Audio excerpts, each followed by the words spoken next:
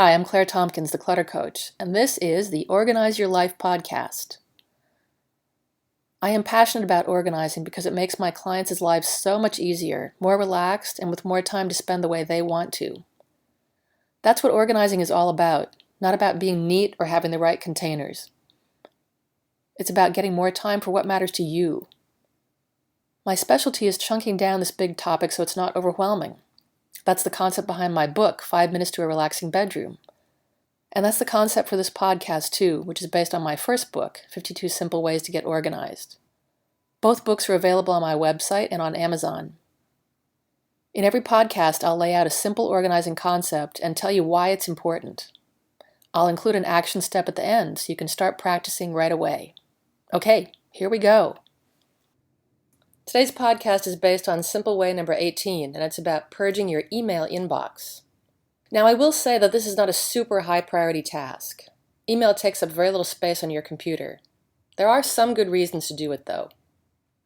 If you scroll back through old emails to find information, you'll have less clutter to scroll past. If you keep tabs on conversations in progress via email, same thing. You'll have fewer unneeded emails to weed through if you purge them.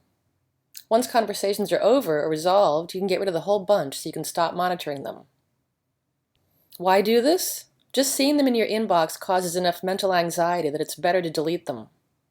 This is similar to how leaving stuff out so you'll remember to do something about it causes anxiety. At the time it makes sense, but if those items keep piling up and you continue not to do something about them, it stops being a productive strategy and just weighs on your mind, and it makes you feel crummy. We don't want that. Many folks create folders for certain emails they want to read later. In my experience, this reading rarely happens. The folders just become archives. This is especially true if you set up smart folders that route the emails to those folders without you even seeing them. It's like having a magazine subscription delivered straight to your bookcase and filling it up with issues you haven't looked at and didn't even really know were there. It makes sense to create folders to store items you actively use so you don't need to search for them. But don't make them for reading material that you want to read but probably won't ever get around to. So, how do you purge?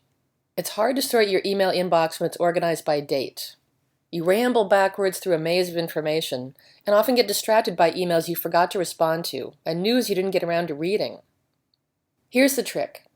The best way to find emails you need to weed out is to first sort them by sender and then by topic.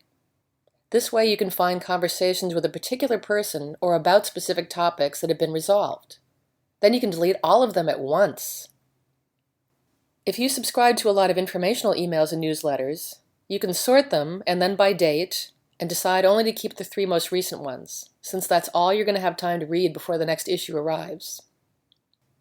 If it's other kinds of information you're keeping in email form, consider copying the info into Evernote or some other note-taking application that's more suited to organizing it. On the one hand, it can be easy to find a specific thing you're looking for in an email because you just search for it. That's great. That makes your email archive a good filing cabinet for information you might need, and since it doesn't take up much room, you don't feel guilty storing it.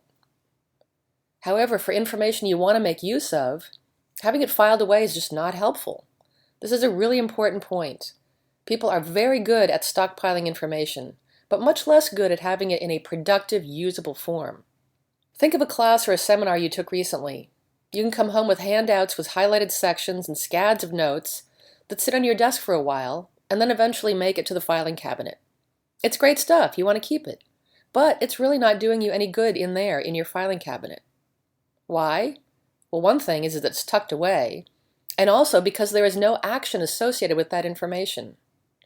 Instead of filing away the whole shebang, go through the notes and the handouts and see what action you need to take. Maybe it's a further class to take, a book to read. Maybe it's a concept you want to use for your own work. Maybe there's an activity you want to start doing in your life and make into a habit.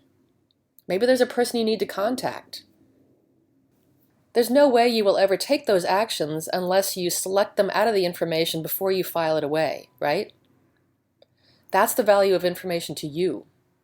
If you have emails in your inbox with information that you need to do something about, get that information onto your to-do list. If there's reading material you might get to, fine, let it stay there. If the emails are about past events or old conversations, purge them. Right now, go to your computer, do the sort, and delete 50 emails. Hey, thanks for listening. I'm Claire Tompkins, the Clutter Coach. If you like the show, I'd love it if you'd leave a rating and review it in iTunes. It's also available in SoundCloud and Stitcher, and you can review it there too. And you can subscribe, so the podcast will be ready and waiting for you to listen to. You'll find the show notes on my blog at www.cluttercoach.net, and you can check out my store to find books I've written and books and products I recommend, plus some freebies. And come back for more next week.